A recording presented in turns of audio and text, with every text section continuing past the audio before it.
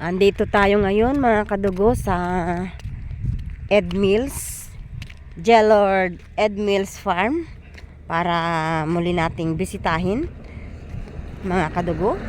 Tignan natin kung ano yung mga bagong tanim niya. Ayan o, may bago na katatanim niya yung palay.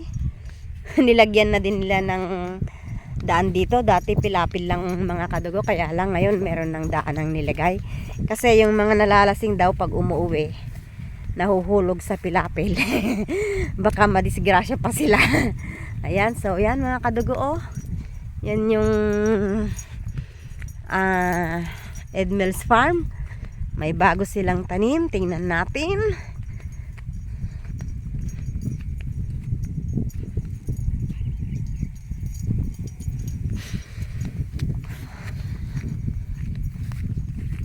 Parang walang tao. Yung aso kabuting ko. Ang bago nilang tanim mga kadugo ay patola. Ayan o. Paakyat pa lang. Nag-aabono sila. Yan yung kanilang mga bagong tanim. Patola. Hindi pa namumulaklak mga kadugo. Oh, ang daming ano mga kadugo. Tignan natin. Hello!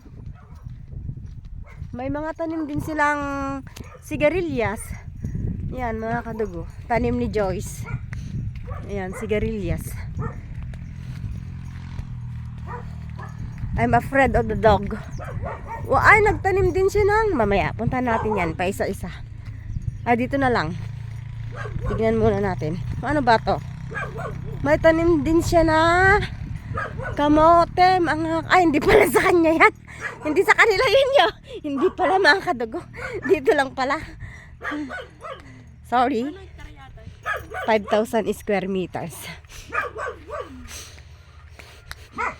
Hoy, gumagawa din sila ng... Ay, nilipat niya yung CR niya. Hindi na doon. Nilipat nyo na?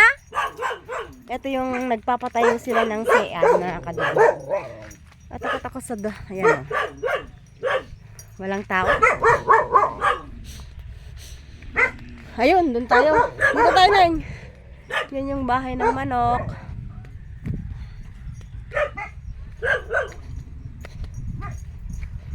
Ano ba yan? Mapigkit ang mga daga. Ay. Ano ba yan? Oh, nagpatubig. Ito dati yung ano nila oh.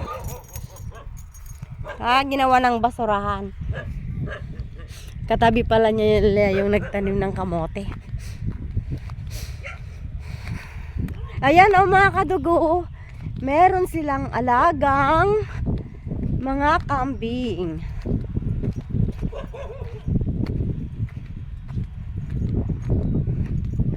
Yan. Mga kambing, puting kambing.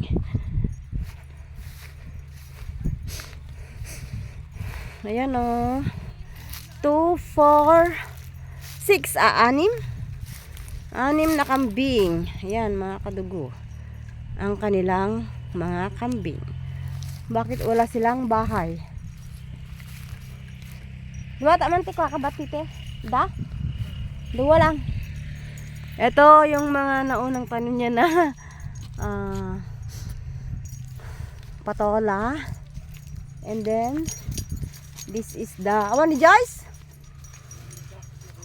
Ha? Apa ay gurigar? Kalabasa. Ay kalabasa. Opo. Ayan mga kadugo. Kapag cellphone, opo. Opo. Opo. Opo. Bakit hindi kayo namitas ngayon? Ayan o. Ayan naman duwa. Ewan ni ko. Ayan. Dahil dumami na nung pumunta tayo, wala pang ganito yun. Hindi pa minsan, ito yung nakakapag-ani sila dito ng kahit madalang ang bunga. Madalang pa lang ng bunga. Nakakapag-ani sila ng 200 na piraso. Ayan mga kadugo. Diba lang, ata na eh. Ata. Ayan mga kadugo. So, ito ang kasalukuyang kalagayan ng Edmil's Farm, mga kadugo, sa ngayon. Tapos na silang nagtanim ng ampalaya noon. Ngayon, ang tanim naman nila is opo, patola, may kambing na rin. Ayan. So, hanggang dito na lamang mga kadugo ang aking vlog sa umagang ito.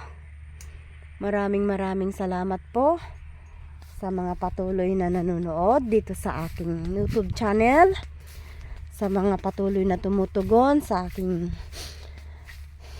pakiusap na mag-subscribe. 500, ay hindi pala, ano na yun? 451 subscribers. Thank you so much, so much. God bless you more. Have a nice day. Always remember mga kadugo, God loves us so much, and I love you too with the love of the Lord. Maniwala, magtiwala, umasa at sumunod lamang tayo sa kanyang mga salita. Bye-bye! Ingat!